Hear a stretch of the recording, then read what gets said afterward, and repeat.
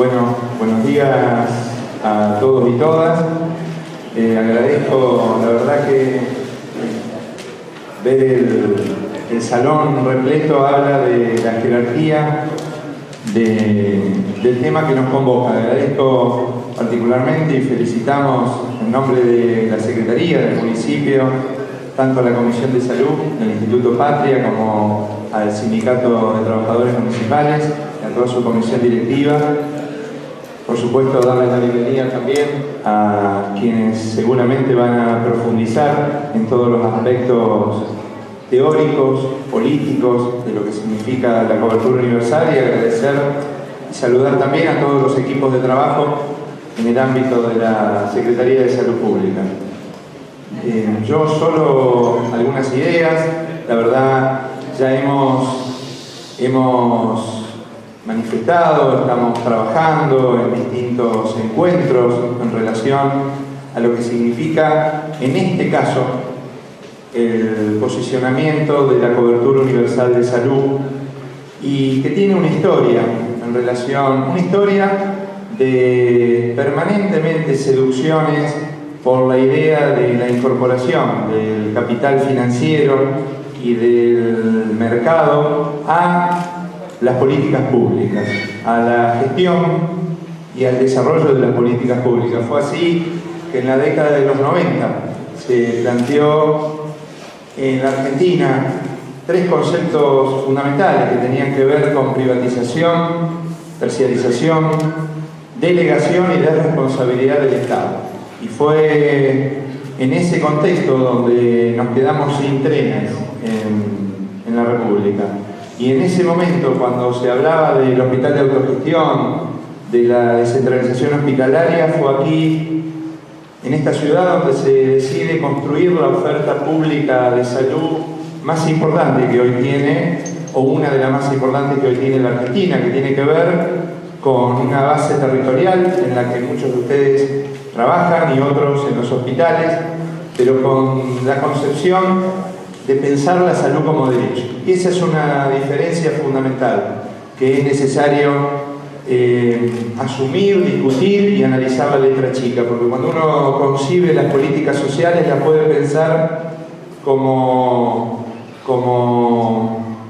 paquetes para pobres, Aullero decía pacientes del Estado, personas merecedoras de paquetes, o pensar las políticas públicas que siempre tienen un impacto subjetivo en la población y también en los equipos de trabajo, como políticas públicas que garantizan derechos. Y en ese sentido es indiscutible el rol del Estado. Por eso nos diferenciamos, y por eso en ese mismo momento se decidió también la construcción de laboratorios de producción pública de medicamentos, un área y un sistema de información, porque a nadie se le ocurre pensar que ante una epidemia y ante una pandemia o ante una catástrofe van a ser los mercados quienes garanticen y sean rectores de esa organización y cómo nos manifestamos ante cada una de esas situaciones. Por eso, nuevamente hoy, aparece ya como con otras palabras, casi con las palabras de los sanitaristas que hemos estudiado y que tienen que ver con cobertura y con universalidad. Aparece este nombre de cobertura universal, la figura de un carnet, la figura de una historia clínica digital, y la verdad que es necesario discutir qué significa esto, porque no fue lo mismo la extensión de cobertura, lo decíamos en otros colectivos de trabajo, la extensión de cobertura en el gobierno chileno de Pinochet que la ampliación de cobertura en Cuba. No es lo mismo financiar instituciones para atender a la población que se enferma que hacerse cargo de la salud de la población. En un caso estamos financiando a instituciones para que atiendan la población que demanda, y en otro caso estamos haciendo un financiamiento a la oferta pública para garantizar el que demanda, el que no demanda y aquel que se queda sin cobertura social o que teniendo la cobertura social por aumentos de gastos administrativos, de coseguros o como en CEPAMI que más de 13.000 abuelos se atienden hoy en nuestros centros de salud. Tiene que garantizarse ese acceso y eso se hace con un sistema desde una perspectiva de derechos, no desde el domicilio de donde viene, si tiene documentos, si no tiene documentos o si tiene un carnet. Nosotros trabajamos en un sistema donde garantizamos el Papa Nicolau en el primer nivel y el trasplante de médula ósea en el Hospital Víctor J. Vilela. Por eso queremos seguir defendiendo y auspiciamos y felicitamos estas iniciativas, que es necesario discutir las políticas, es necesario también discutir las prácticas, porque la micropolítica, lo que hacemos cada uno de nosotros todos los días, puede ir en defensa de lo colectivo, o también puede facilitar discursos en donde se jerarquiza el rol del Estado. Es necesario seguir poniendo la atención entre las necesidades de la población, las necesidades de los trabajadores y, por supuesto, la necesidad de la perpetuación de un sistema que garantiza derechos. Creemos que este, como otros tantos eventos en donde discutamos colectivamente, revisando también lo que hacemos cada uno de nosotros en nuestro ámbito cotidiano, el consultorio, la admisión, un lugar de estadística, la ambulancia o cualquiera de los sistemas donde desarrollamos, que también se traduzca este enunciado de la defensa del derecho a la salud en concepciones que revaloricen y que jerarquicen la práctica. Gracias por invitarnos y nos sumamos al debate.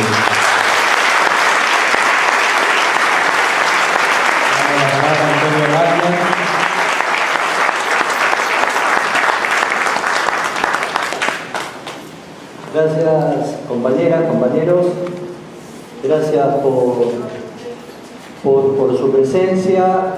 Creo que hoy el tema que nos convoca es la salud pública, lo que conocemos, la salud pública municipal, el rol que viene cumpliendo en la sociedad rosarina, la importancia de la salud pública gratuita y con acceso sin restricciones a todos los vecinos de la ciudad de Rosario, como la conocemos, donde nos convoca la incertidumbre en este periodo de ajuste, aunque no lo llamen ajuste, porque el gobierno trata de manejarse con el eufemismo, ¿no? En lugar de decir ajuste, dicen armonización, en lugar de decir que van a ampliar la edad jubilatoria, dice que va a ser voluntario. ¿El voluntario qué edad? O sea, va a tener que aportar más años de lo que venía aportando. Y hoy lo vemos con este decreto 908 del 2016 que nos llama la atención y lo ligamos concretamente a una visita que hiciera el ministro del Interior, Frigerio, hace un mes y medio a la ciudad de Rosario. Y ustedes recuerden que en esa polémica que se armó por las autoridades municipales, piden bajar el gasto público. ¿Y a qué se refiere con gasto público? Concretamente, el gasto público estaba originado en el personal que trabaja en la salud pública. Este fue lo que concretamente se pidió, bajar el personal de la salud pública municipal.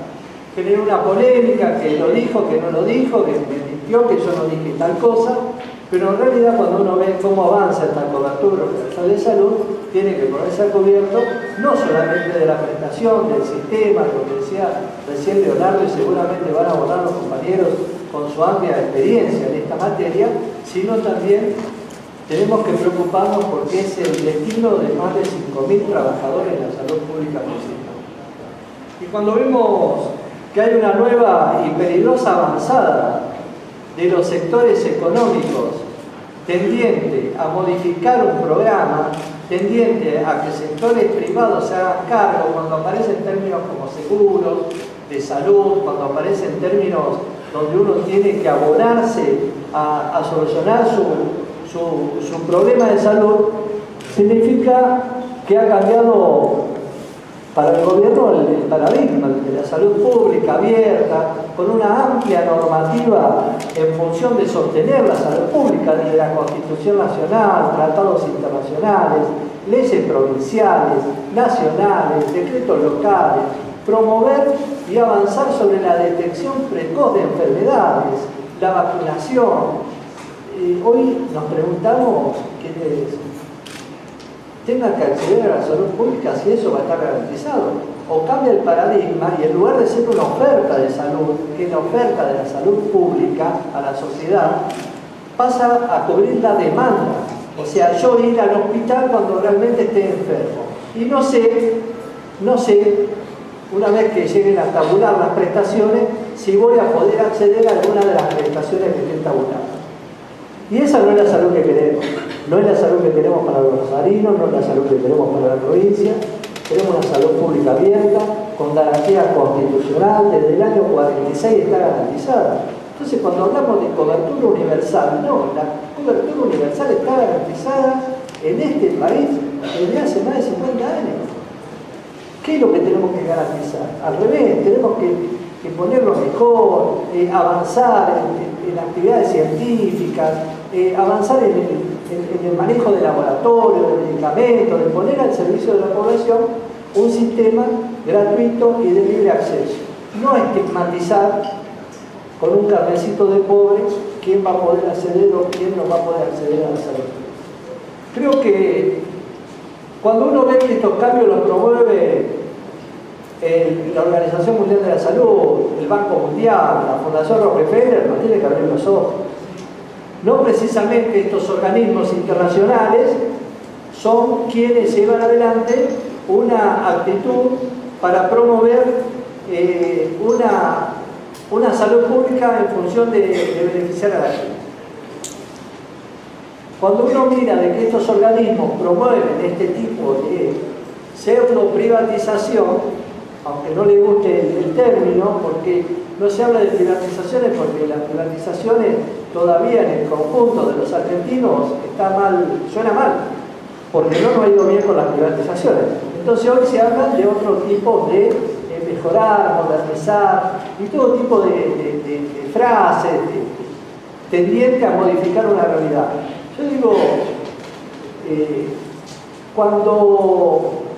¿qué va a pasar con nuestros 7 hospitales, 2 maternidades, nuestros 50 centros de salud?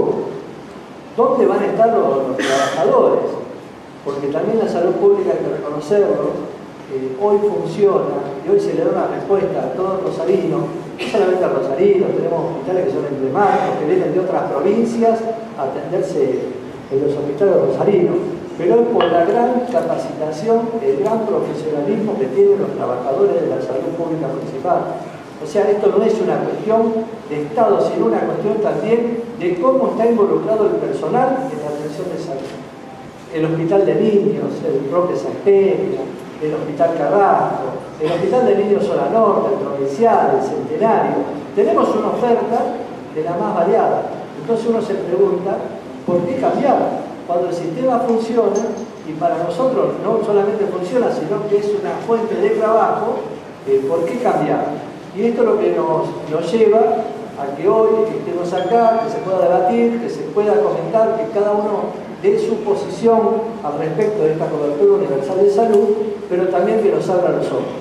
Nos abra los ojos de que debe ser disparador de un tema, de no mirarlo como simple espectador, sino participar, y lo que estamos defendiendo es nuestros puestos de trabajo, la salud pública al alcance de todos y fundamentalmente no estigmatizar a Rosario, no ver al vecino quién tiene que ser portador de un carnet para que se lo atienda, o simplemente cuando uno se arriba al hospital recibe la atención y recibe una atención especializada. Recién Diego decía, desde un simple resfrío que uno va a un hospital, la maternidad Martín, donde el 50% de los chicos nacen en una maternidad pública y atendido por personal que pertenece al sector público y capacitado y por los profesionales. O sea, vamos a defender lo que tenemos, vamos a promover acciones tendientes a defender lo que tenemos, vamos a visibilizar este problema, no dejarlo en un salón de actos y solamente en una conferencia, porque si tenemos que estar en la calle, en la puerta de un hospital, para defender la salud pública, defender los puestos de trabajo, así lo vamos a hacer.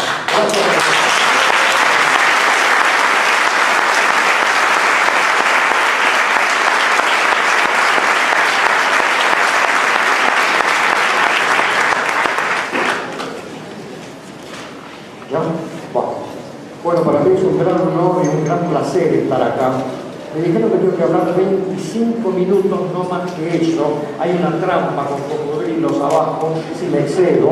Así que le pido al compañero coordinador que al minuto 20 me avises y yo redondeo. Quiero que el tiempo truco. Vamos. Empiezo con un planteo medio macro, que es lo siguiente. El capitalismo financiero nuevo en las últimas décadas, tiene la salud humana central para ganar guita. En este momento hay lo que se llaman paraísos fiscales, que con datos recientes, en los paraísos fiscales está el 10% de toda la riqueza mundial. Se sabe esto porque mucha gente filtra información. Hubo un suizo que se arrojó de Suiza con una lista de delincuentes que tenían plata en paraísos fiscales, pidió asilo político en Francia, le dieron el asilo político, el gobierno francés pudo sacar algunos centenares de millones de euros de plata a los evasores. Hubo Wikileaks, hubo Panama Papers. Lo que salió de Panama Papers es fenomenal. Es bueno leer la lista de argentinos implicados en Panama Papers. Otra filtración. Me anunciaron que este domingo va a haber otra filtración importante porque acaban de hackear una compañía inglesa que blanqueaba plata en paraísos fiscales, como hacía Mossack Fonseca, y que de esa lista va a salir una lista adicional de nombres. Así que eso está pasando en todo el mundo. Si el ministro Freire dice que no hay plata, que hay que reducir salarios, le voy a dar una idea. Seguramente Freire no ha escuchado esto. El planteo es el siguiente. Se ha podido calcular que la cantidad de plata que los ricos de Argentina delincuentes, o los delincuentes ricos de Argentina, ambos sacan plata a paraísos fiscales. ¿Okay? Se estima que el monto de plata que ha sacado es más o menos el 4,5 del Producto Bruto de Argentina, que es un platal cósmico. Si esa plata, o ni siquiera si una significativa proporción de esa plata viniera para políticas sociales de Argentina, recontrasobraría la plata para cualquier cosa, 4,5 puntos del PBI. Y una cosa que a mí me impactó es que este cálculo se hizo después que muchos ricos de Argentina blanquearon plata en un blanqueo. ¿Vieron que pasó eso? Y estos ricos que blanquearon plata, que ni siquiera los obliga a traer a Argentina, les cobraron un impuesto del 10%. Cuando yo le doy una clase paga, le quitan el 35% de impuestos. Porque estos ricos delincuentes, que ni tienen que justificar por qué sacaron la plata, dejaron de pagar impuestos por ella, pagan un impuesto tan bajo. ¿Vieron? Pero entonces lo que Argentina no recaudó es el 4,5 del PBI. Pongan esto en números y vean cuánto trabajo humano puede ser comprado con estas sumas enormes. De paso me dijeron un rumor que estoy seguro que es falso, pero se lo comunico. Dicen que ha blanqueado plata el hermano de una altísima figura política de Argentina. Yo no lo creo, pero les transmito el rumor, porque es falso. Segunda reflexión, salud es un elemento de trabajo que se llama marketing. ¿Mejor así? ¿Empiezo de nuevo? No. Salud es un elemento que se llama mano de obra intensivo. Depende mucho del trabajo humano y poco de inversiones de capital. Si se hace bien la salud, te voy a dar ejemplo después. Salud es como educación y es como otros sectores, por ejemplo, la construcción. ¿Vieron que el gobierno habla mucho de que aumentó la construcción? La pregunta es, ¿qué tipo de construcción? Carreteras, autopistas, donde el componente de trabajo humano es muy pequeño y el componente de capital, una cosa altamente tecnologizada, es muy grande. ¿Vieron? Se activa la construcción haciendo autopistas para que los que tienen autos puedan tomar una curva a 130 kilómetros sin volcar, pero no se han planteado viviendas populares para las decenas de millones de argentinos que no tienen una casa correctamente hecha. Que si se hace bien, se hace mano de obra intensivamente con trabajo humano argentino. ¿Vieron? La opción que uno elige supone cuál es el tipo de capitalismo que estimula. Entonces, tengamos claro que la buena salud, la buena educación, la buena construcción popular depende de altísimas dosis de trabajo humano y muy bajas dosis de capital, que no es lo que el capitalismo gana plata. El capitalismo clásico, de los clásicos marxistas, ganaba plata sacando de plusvalía a los trabajadores, con lo cual quería tener trabajadores a los cuales podía sacar plusvalía. Ahora no se mueve así, se maneja con la exclusión y gana plata con la timba financiera. Es un nuevo tipo de capitalismo que se ha vuelto hegemónico a nivel mundial. Bueno, en el mundo siempre se trató de que la sociedad humana atendiera a sus enfermos. Es decir, hay un excedente social. Una vez que se traspasa el límite de supervivencia, la población humana puede ahorrar y gasta ese excedente colectivo en salud. Gastar plata en salud, y eso se ha demostrado bien claramente, se hace sensatamente a través de sistemas estatales universales del 100%, gratuitos y con fácil accesibilidad a toda la población, siendo además mano de obra intensivos. ¿Por qué es importante que el sistema sea gratuito, estatal y universal? No solamente por justicia social, sino porque es mucho más eficiente. Porque en un sistema donde no hay restricciones a la entrada, uno puede atenderse y todos los trabajadores de salud dan salud. En el sistema argentino, muchos trabajadores de salud no dan salud, sino se la pasan midiendo si esta persona concreta tiene derecho a recibir esta prestación o no tiene derecho. El sistema norteamericano, que es el más corrupto e ineficiente de salud del planeta, se caracteriza por un altísimo ejemplo de trabajadores administrativos y un bajo número de gente que concretamente da tareas de salud. Así que ven cómo está hermanada la justicia social con la universalidad de acceso, con la gratuidad estatal. Es más económico, es más eficiente. Sucede que Argentina y Gran Bretaña en algún momento fueron los dos únicos países capitalistas que tenían un islote de medicina no mercantil. Eso lo consiguieron los ingleses cuando el gobierno laborista de Attlee Bevan gana una elección que no esperaba ganar. Ahí salió el sistema del National Health Service de Gran Bretaña. Y cuando Perón ganó una elección que yo creo que no estaba seguro que iba a ganar, el año 46. Derrotando formalmente a Tamborini y Mosca, pero en el fondo derrotando a la lógica capitalista mundial. Así que lo que hicieron los ingleses por un lado y los argentinos por el otro, con Perón Carrillo, fue crear esta universalidad gratuita eficientísima. Si quieren un mérito argentino, Argentina lo hizo 2 años antes, el año 46, que Gran Bretaña, que lo hizo el 48. Es interesante que cuando se crea eso, espectacularmente eficaz, eficiente, de justicia social, maximizador de poder del Estado, fortalecedor del Estado en la lucha contra el interés capitalista. El Estado-Nación tiene funcionarios estatales que trabajan para el Estado, se agremian y entonces son parte de la masa de maniobra popular si viene una agresión imperialista, como no es imposible que venga en el futuro. Cuando se hace esto, la única gente que se opuso, tanto en Gran Bretaña como en la Argentina, fueron los médicos. Porque los médicos que vendían sus sapiencias en el mercado veían que esto estatal era increíblemente quitador de clientela. Porque la gente que se atendía en médico privado, por ahí se atendía, por ahí no se atendía, pero era cuestión de ellos. En este momento se ofrecía un servicio estatal universal. Reflexionemos, los únicos que se opusieron fueron los médicos. En este momento, si se quiere implantar esto, se opondrían el Fondo Monetario, el Banco Mundial, la Organización Mundial de Comercio, las embajadas de muchísimos países, los acuerdos supranacionales. Es decir, la masa del capitalismo volcado a la salud es incomparablemente más poderosa de los enemigos que tuvieron que vencer los laboristas ingleses y Perón y Carrillo para implantar lo que implantaron. Paso un aviso adicional. El año 46, cuando Perón se hizo cargo del gobierno nacional, todavía no había golpes militares impulsados por Estados Unidos en América Latina.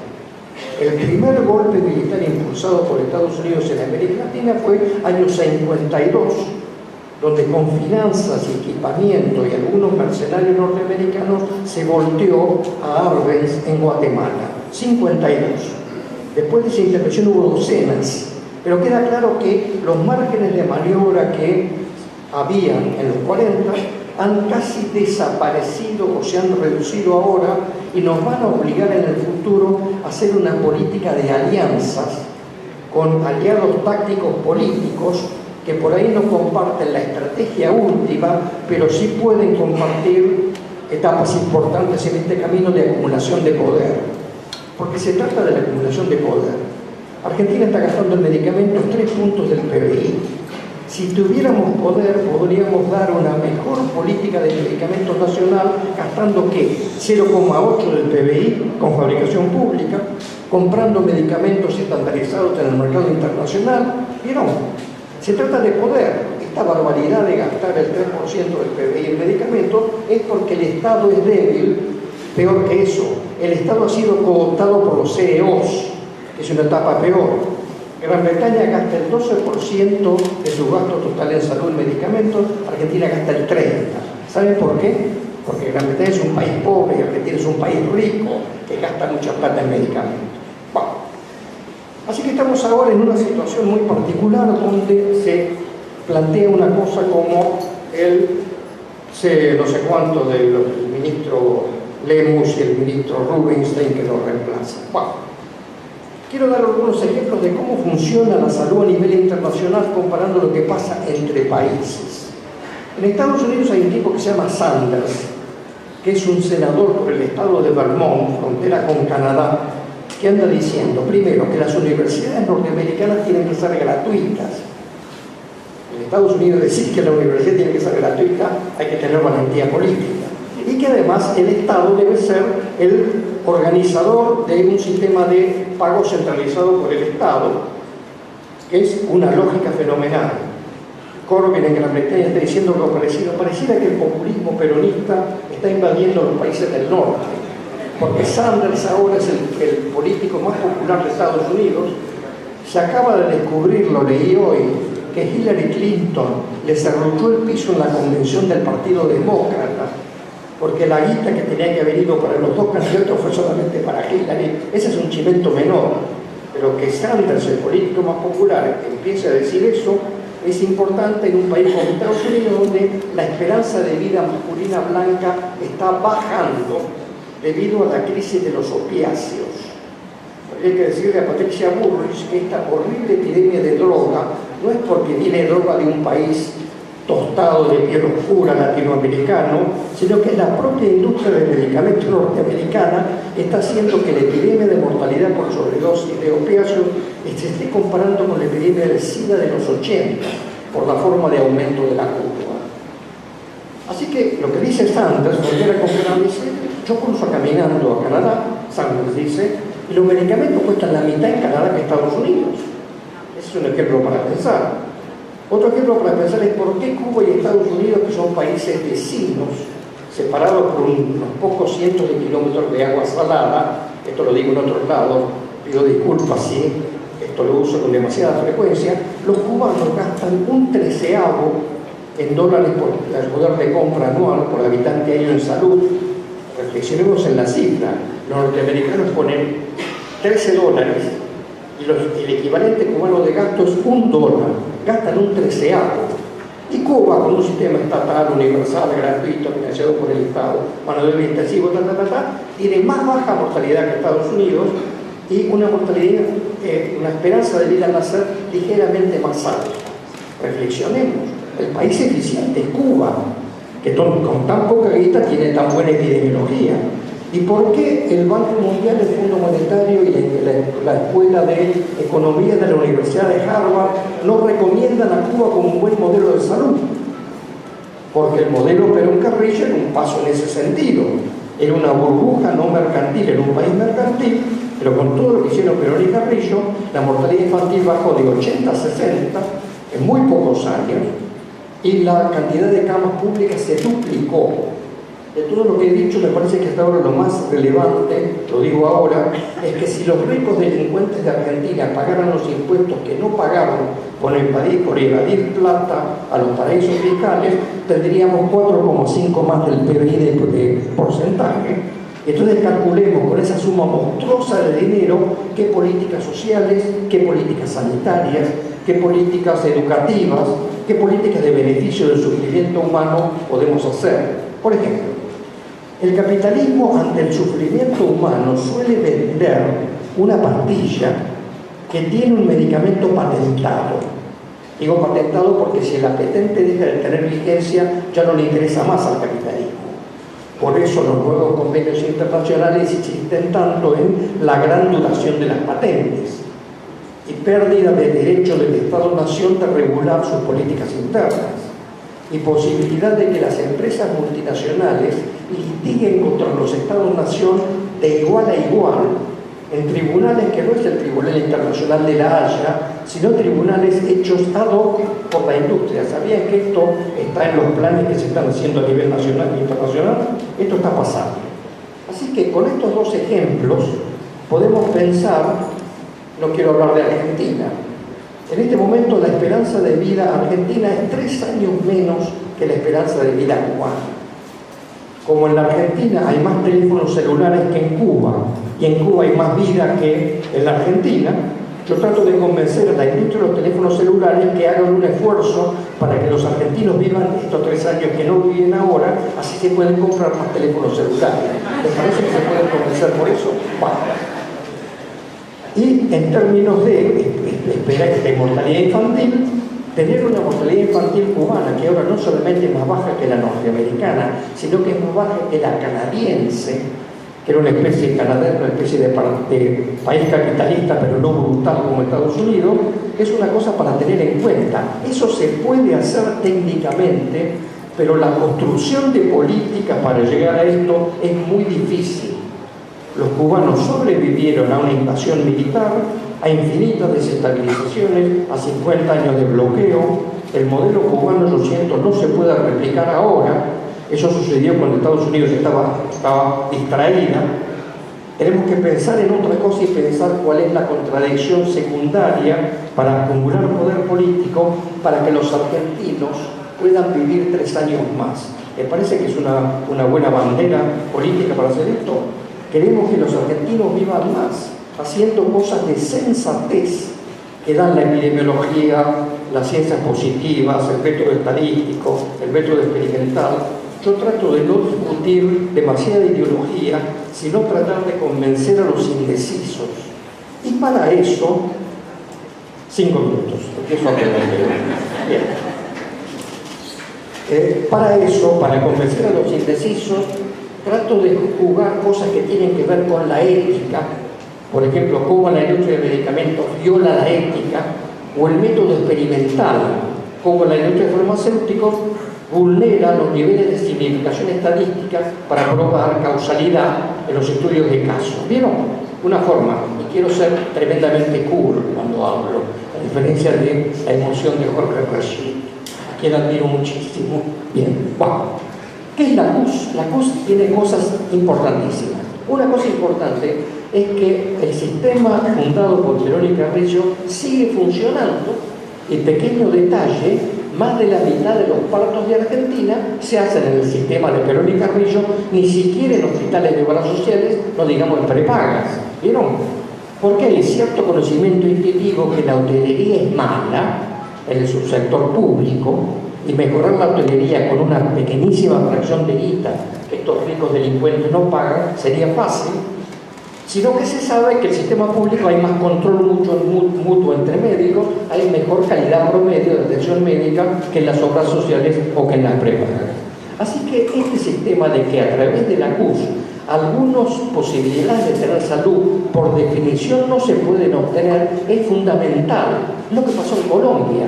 En Colombia, con el sistema colombiano, aumentó muchísimo el gasto administrativo, porque la gente que no tiene acceso a prestaciones que no son las mínimas tiene que litigar para que le dé la justicia el derecho a que se lo dé por derecho graciable de pobreza, y eso lleva tiempo.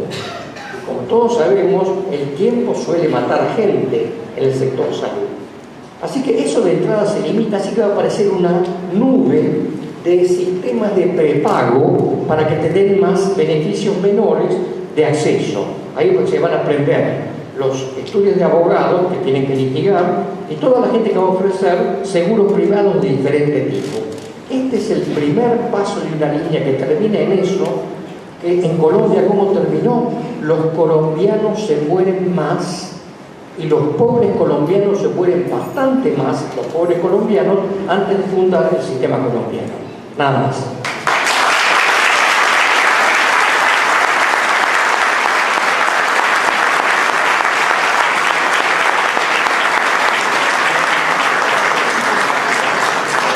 Bueno, me toca a mí, así que yo hablo parado porque me gusta ver la cara y porque soy docente. Así que bueno, buenas tardes, buenos días, muchas gracias. Habló mi maestro, me queda algunas cosas para decir solamente. Le agradezco a los compañeros municipales, estuvimos municipales en Santa Fe la semana pasada. Le agradezco al compañero Leonardo, que ya lo venimos encontrando seguido en una defensa común, lo cual habla bien, porque si tenemos una defensa común con Leonardo, significa que hay un enemigo común. Y le vamos a poner nombre y apellido ahora a ese enemigo, porque si no le ponemos nombre y apellido, parece que estuviésemos hablando de algo que nació de un repollo.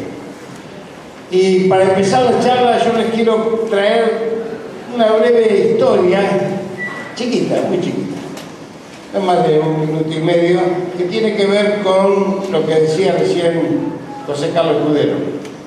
Tiene que ver con Perón y con Carrillo.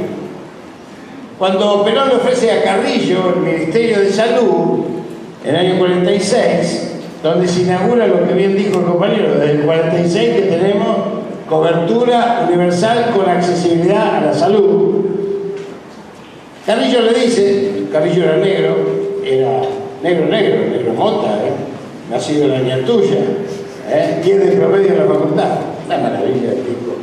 Murió a los 50 años, perseguido por corrupto, tenía un departamento y un cochecito. Digo, por si alguna cosa tiene algo que ver con la realidad, es pura casualidad, pero perseguido por corrupto, atendido a niños pobres en Pará, en Belém do Pará, en Brasil. Entonces Perón le dice, va a ser mi ministro usted, don Ramón.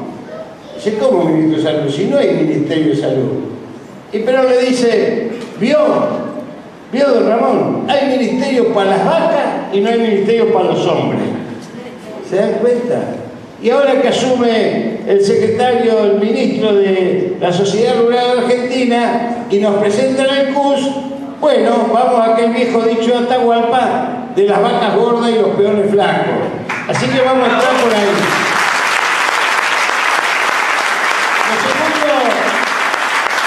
Lo segundo quiero significar algo que venimos diciendo muy fuertemente desde todos los ámbitos de la salud, pero en especial en Patria Salud, que es, y también en la Corriente Federal de Trabajadores, donde yo milito, quiero decir, yo milito en la Corriente Federal de los Trabajadores, antes en el MTA, soy un cuadro orgánico del movimiento obrero organizado, digo para que sepamos, algunos dicen que sé algo de medicina, pero bueno, sí, fui cirujano 25 años y esas cosas. Pero hay 3 frases de Carrillo, y con esto termino la historia para entrar de lleno al combate, que son significativas en esta etapa, que si no las derrotamos no vamos a poder avanzar en la lucha. La primera de ellas, y todas, tienen que ver con esa perversión que se ha instalado en los últimos 45 años en el neoliberalismo del modelo médico hegemónico. El modelo médico hegemónico es el ejercicio del poder de nosotros, los médicos, sobre los pacientes, que obviamente si tenemos ejercicio del poder, lo primero que hace el otro poder que hablaba Escudero, él viene y compra la lapicera y la prescripción. ¿Sí? Entonces Carrillo decía 3 frases. Primera, el mejor plan de salud es agua corriente y cloaca. Los médicos mentamos, no existimos, no tenemos nada que ver con eso. La segunda frase decía, los virus y las bacterias son pobres causas de enfermedades al lado de la pobreza, la miseria y la exclusión social. Tampoco estamos los médicos, tampoco estamos.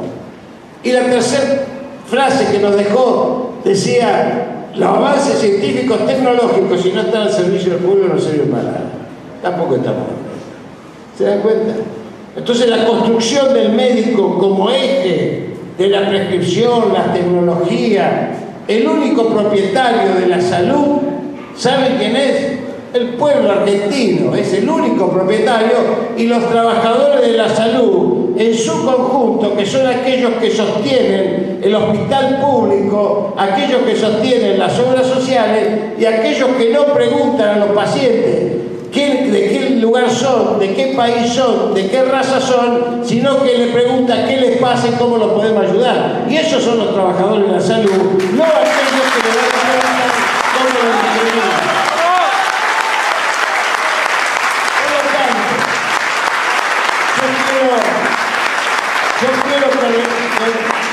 No me aplaudo, en realidad lo que quiero es que reflexionemos juntos.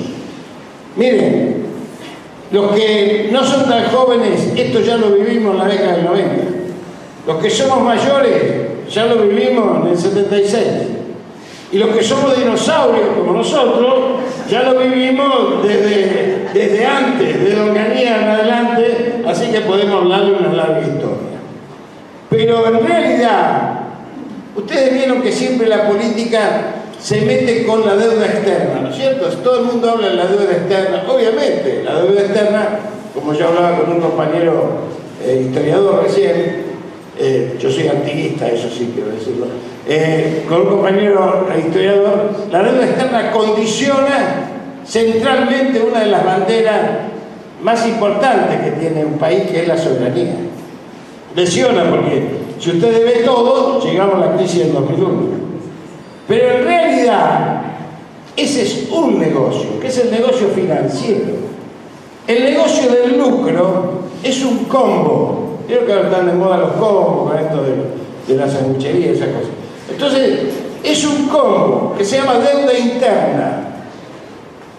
Entonces vamos a inscribir el CUS en ese combo, porque si no se entiende. Vamos a salir con estos carteles, ¿no es cierto?, con el no al CUS, este cartel no al CUS, y en realidad lo que nosotros tenemos que decir es no a la privatización de todos los sistemas solidarios de salud, previsionales y educativos que existen en la Argentina. Esto es lo que tenemos que plantear, porque si no,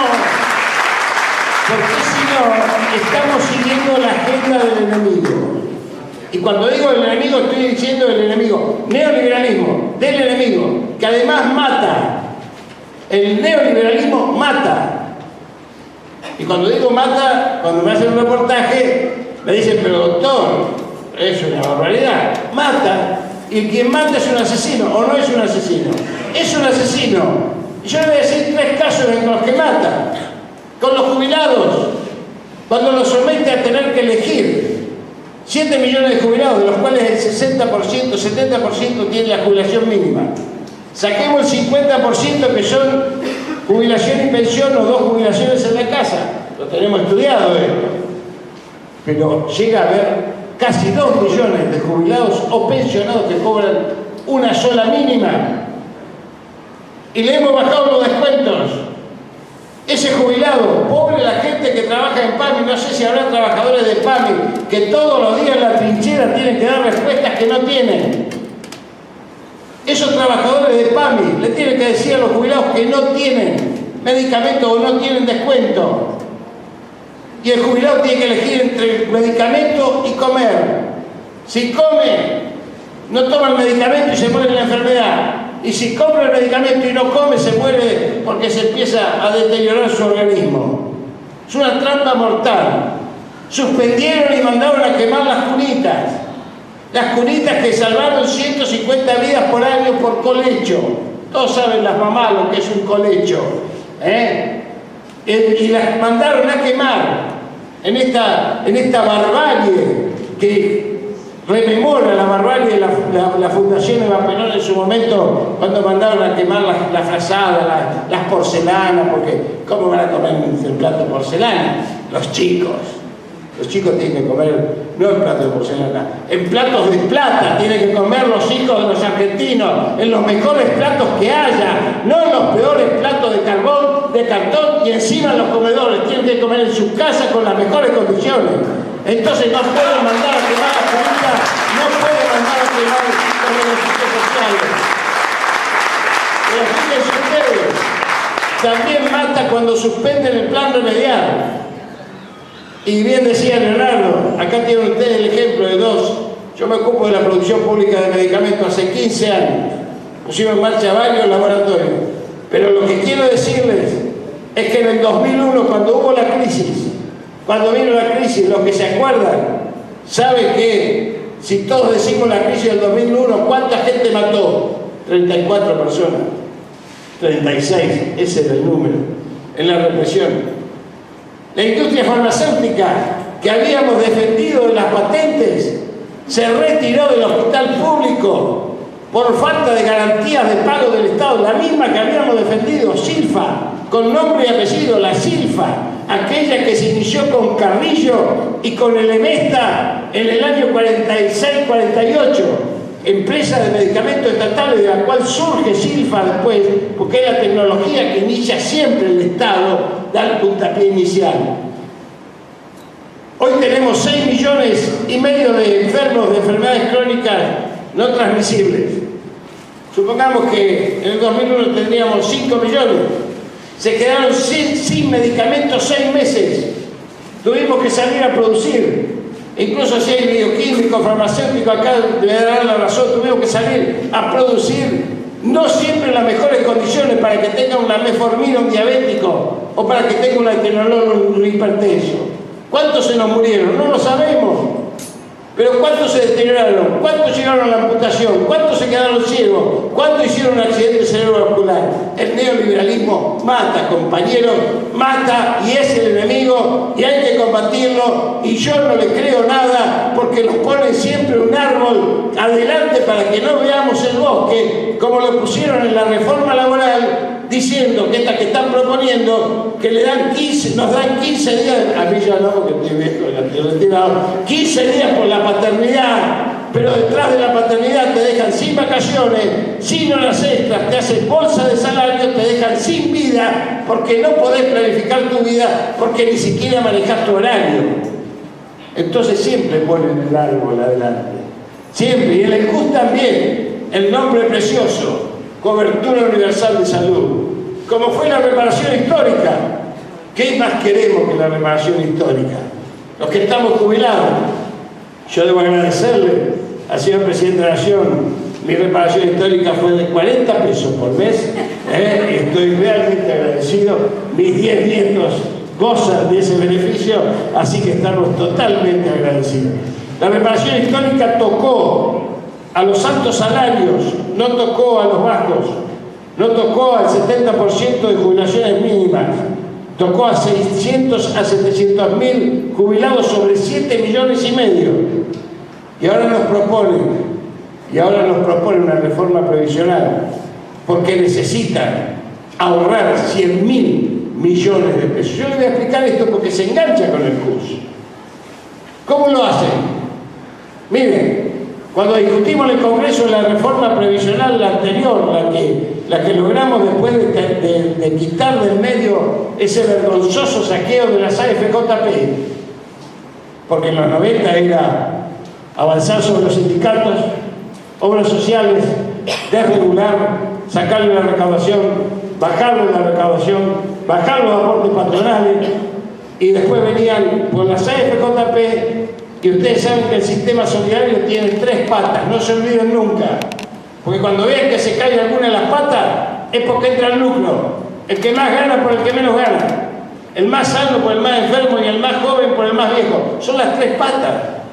Cuando viene alguien y dice, yo quiero ofrecerle a usted que tiene un poquito más de plata, ¿qué es lo que va a pasar con el CUS? Le va a decir, mire, usted no es tan pobre como el que tiene al lado, ¿por qué no me da 100 pesos más con este carnet de pobreza que me van a dar? En los 90 lo hicieron, AFJP, ART después, privatizaron la higiene y seguridad en el trabajo. Nuestros trabajadores, hoy todavía se mueren 3 trabajadores por día por ir a trabajar. ¿Lo vieron en algún diario? 754.000 accidentes de trabajo en un año. El 4% de esos accidentes invalidantes directamente impactan sobre la seguridad social. ¿Lo vieron en algún diario? No se ve, ¿por qué? Porque está oculta la información. Entonces tenemos que estudiar y tenemos que saber hacia dónde vamos, porque entre la AFJP y la RT querían hacer el Seguro Nacional de Salud. ¿Por qué? Porque ya tenían un universo entre los dos de 12 a 13 millones de argentinos, y con ello la tasa de uso, los que están en el tema saben que la tasa de uso se disminuye muchísimo. Cuando más personas hay, menos impactan los eventos graves que cuando uno tiene 20.000, 30.000 afiliados. A eso íbamos, no pudieron hacerlo por el 2001. Entonces hoy viene por la reforma previsional, porque necesitan ahorrar 100.000 millones de pesos al año, porque la fórmula de ajuste que había tiene dos patas. Una pata, yo le digo para que lo comenten con sus padres, con sus tíos, con sus abuelos, tiene todavía, porque todavía no la bajaron. Vamos a ver nuestros legisladores, si aguantan, como decía el general Cárdenas en México. ¿Y quiénes van a ser sus ministros? Le preguntaron al general Cárdenas. Y mis ministros van a ser los que ganaron la batalla, mis generales. Y Cárdenas le pregunta entonces, dice, entonces ellos van a ser sus ministros, ¿están preparados para eso? Dice, para la batalla sí, lo que no sé si van a aguantar un cañonazo de $1 millón. ¿Sí? Guarda con eso. Vamos a ver nuestros legisladores. Los que se van, que son más peligrosos que los que llegan, porque los que se van siempre quieren llevarse el ropero donde guardaban la ropa. Algo se quieren llevar. Entonces hay que tener cuidado con eso también. Pero esa fórmula tenía dos patas. Una, que se llama fórmula polinómica, una que es la pata de la recaudación, y la otra que es la pata de la inflación. Entre las dos se construye ese índice que cada 6 meses le aumenta a los jubilados y pensionados. Pero no solo a los jubilados y pensionados, también a la asignación universal por hijo y a las asignaciones familiares. O sea que estamos hablando de un universo mayor a 7 millones de pesos. Perfecto. ¿Qué hace el gobierno hoy? Después de un año donde esa recaudación fue mínima y ahora tiene mayor recaudación porque dinamizó dos sectores claves de la economía como el campo y la industria automotriz, sabe que la recaudación va a aumentar más. Como sabe que va a aumentar más, no quiere transferir esa riqueza nueva a jubilados, pensionados y la asignación universal. ¿Se dan cuenta? Entonces, lo que está previsto que en el año siguiente, presupuestariamente, en el año 2018, los jubilados y pensionados iban a ganar el 22% como promedio, digo más o menos, 22, 24, siempre se saca el cálculo de acuerdo 2, 3 puntos más o menos, van a ganar el 12, menos del 12, porque le van a fijar el salario. Cuando usted está con la inflación, lo único que hace es congelar el salario, porque usted en vez de ganar puntos para tener mayor poder adquisitivo, usted lo que está haciendo es congelar el salario al mismo nivel adquisitivo. ¿Se entiende lo que digo? ¿Se entiende? Es decir, si usted va con la inflación, no está ganando nada. Me dice, ay, me aumentaron 1.000 pesos. Ya me lo gasté la semana pasada cuando fui a comprar la leche. ¿O no? Entonces, cuando la fórmula es polinómica, lo que uno hace es tener 1.100 pesos, porque aumentó la recaudación, porque hay más actividad económica. Y ahí le ganamos un cachito. ¿Se dan cuenta? Bueno, ¿saben por qué necesitan esos 100.000 millones de pesos al año? Porque el año que viene tienen que pagar 300.000 millones de deuda, de intereses de deuda que han tomado el año pasado, entre el 16 y el 17. Eso. O sea, un tercio, y ajustan sobre los que menos tienen. Y ahí viene entonces la necesidad de este combo. Ya modificaron la ley de riesgo del trabajo, donde los trabajadores no pueden ir a la justicia laboral cuando se accidentan. No pueden ir. No pueden ir a la justicia laboral. Ah, no, ¿quiénes van a ir? ¿Los empresarios a la justicia laboral? ¿Quiénes van a ir? Los perros van a ir a la justicia laboral. Justicia laboral que está instituida justamente para la inversión de la carga de la prueba, donde el patrón tiene que demostrar que no tiene responsabilidad. Si alguien quiere hacer juicio, tiene que ir a la justicia civil, donde el trabajador tiene que demostrar que el patrón es el que tiene que hacer. ¿Se dan cuenta? Y encima hay que pagar la tasa de justicia. ¿Se dan cuenta? Entonces, esto es un combo. Cuando yo le digo es un combo, es porque vienen por esto en la deuda interna y porque la industria farmacéutica y la tecnológica, que tendríamos que hablar las próximas 6 horas sobre cómo han modificado el paradigma de la salud, que bien lo dijo Leonardo, nuestro paradigma de la salud es el fortalecimiento de la salud, que es el capital del hombre con el cual nacemos, con el cual nos desarrollamos, con el cual tenemos hijos, con el cual trabajamos y con el cual nos morimos dignamente después de una vida plena. Este es el capital de la salud. Y sin embargo, en los últimos años nos han cambiado el paradigma a la atención de la enfermedad. ¿Por qué? Porque la salud no da plata, compañeros. El sistema nos necesita muertos, enfermos crónicos, ni muertos ni sanos, porque muertos y sanos no le damos guita. Entonces ahora quieren medicalizar a los chicos con el déficit de atención, cuando un chico inquieta. El DMS acaba de sacar el trastorno del berrinche para medicarlo. No se rían, está escrito en Estados Unidos trastorno del berrinche y le dan Ritadina. Y han bajado los índices de laboratorio.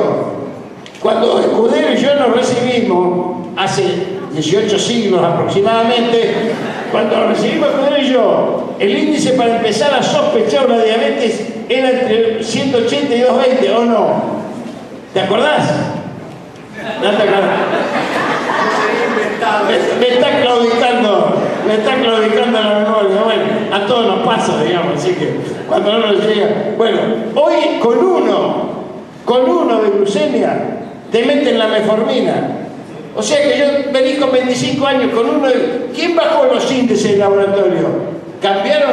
¿Tenemos más estudios que lo justifiquen? ¿Tenemos métodos científicos que lo justifiquen? ¿Tenemos métodos científicos que hayan bajado el colesterol de 240 a 120, 140? Para que nos den la vastatina, que tiene riesgo cardiológico y nadie lo dice. ¿Se dan cuenta? Encima, cuando formamos los médicos, parece que formamos médicos para el enemigo. Algunos nos salimos, pero en realidad el médico sale sin saber nada de la farmacología, se informa por el visitador médico. Sobre esto está operado el CUS. Sobre esto está operado el CUS. ¿Qué significa que está operado sobre esto? Nos vende una cobertura que no es ni cobertura ni universal de salud. Es el camino directo al aseguramiento, donde van a seducir a nuestros compatriotas y le van a decir, por fin el Estado se ocupa de ustedes. Fíjense, por fin el Estado se ocupa de ustedes. Les vamos a dar un carnet. 13 millones de argentinos van a recibir un carnet. Un carnet de pobreza. Son los 13 millones que se atienden en el hospital público. Y le van a decir, mire, con este carnet usted se va a atender a partir de ahora. Ya tenemos un carnet los argentinos. Ahora no tenemos todo un carnet en el bolsillo. Es más, ahora si no lo tenés en el bolsillo te cagan trompadas los gendarmes. Así que mejor tener en el bolsillo cuando salís de tu casa. ¿Cierto? Así que...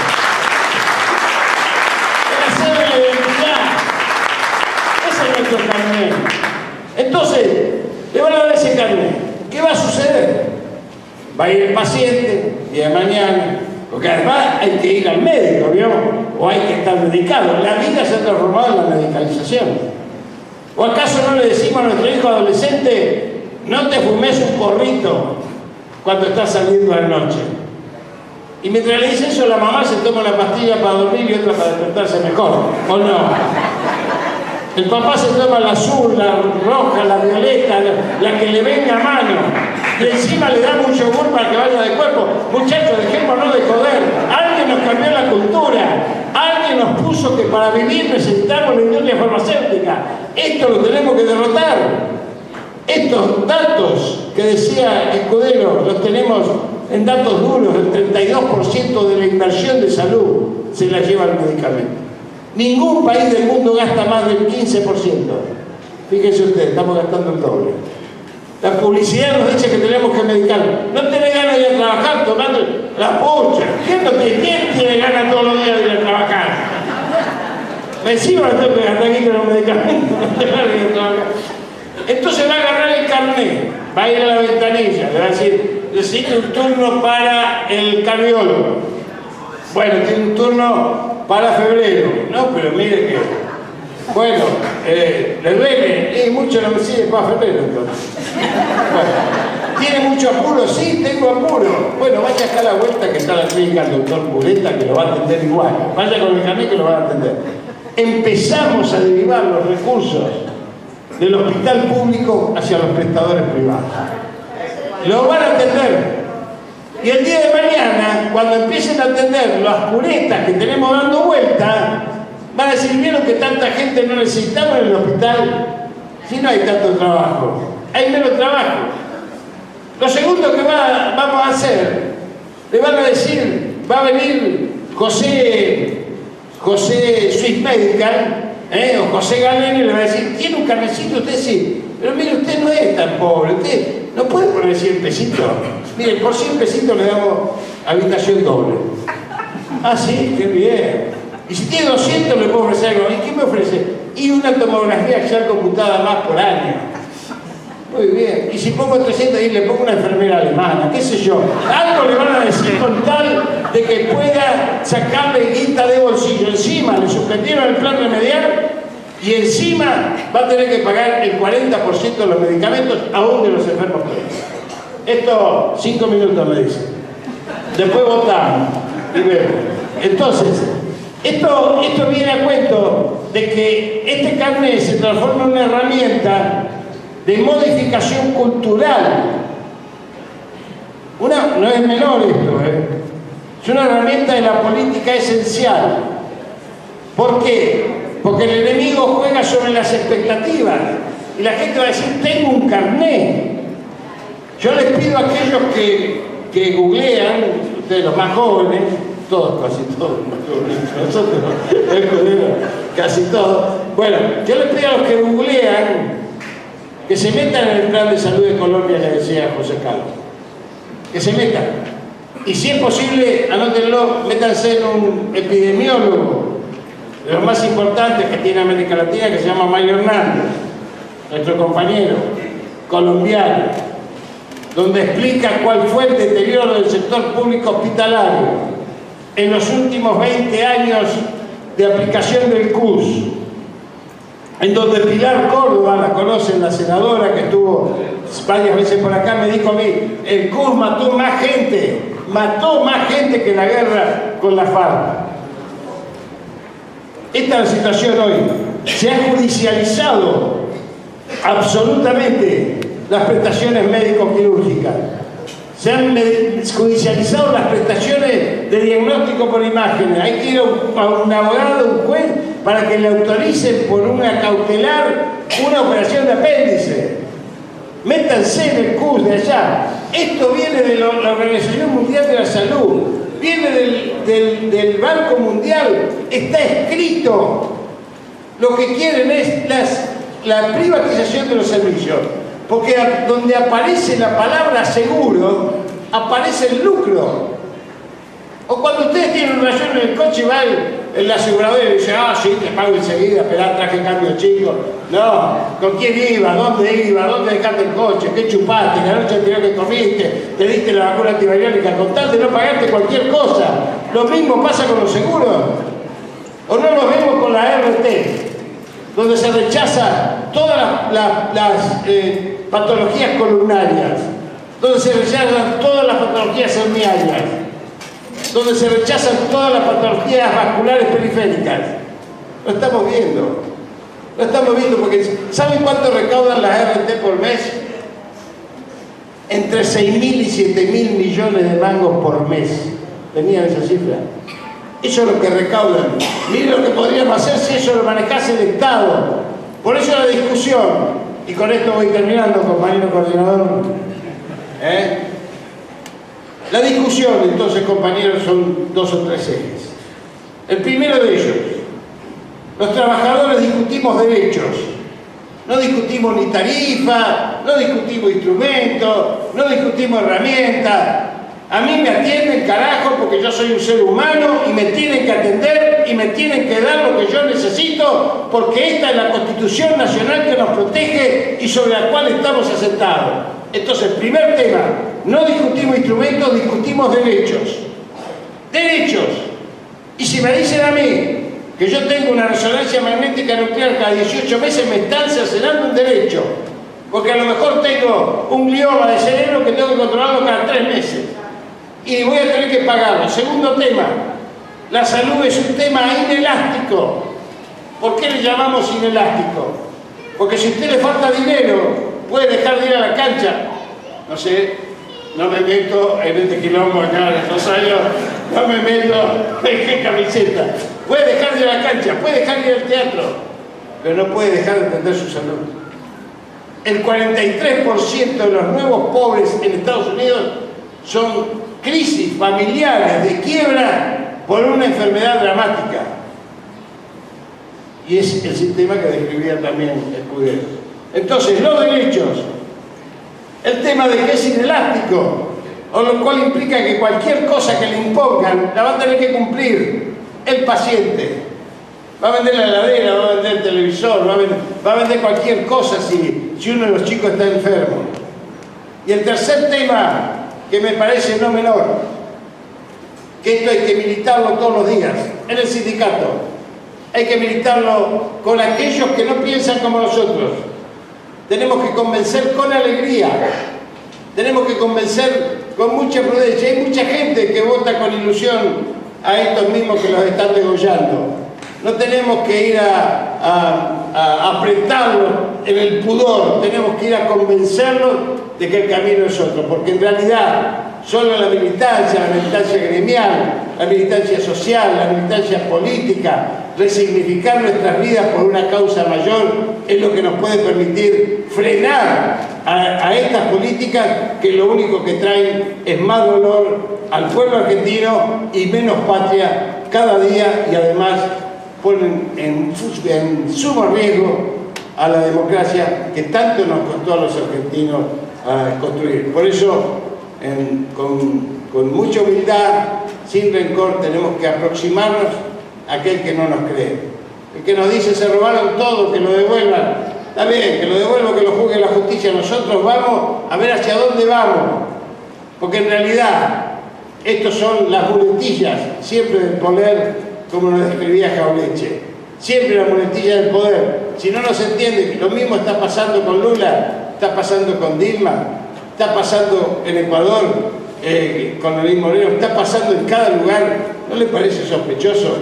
Esto es un diseño para la Argentina que nos vuelve a poner de rodillas para destruir el UNASUR, para no sentirnos patria grande y para no afirmarnos en nuestra concepción, que es profundamente americana, profundamente criolla, profundamente morena, profundamente latinoamericana, y que algunos creen que no existimos por eso, pero sí existimos porque somos en realidad, como decía Rodolfo Kusch, la expresión máxima de la Tierra. Pensamos en el hombre como el eje del modelo biocéntrico. El hombre y la naturaleza es nuestro destino, pero él será nuestro destino si luchamos por él. Muchísimas gracias.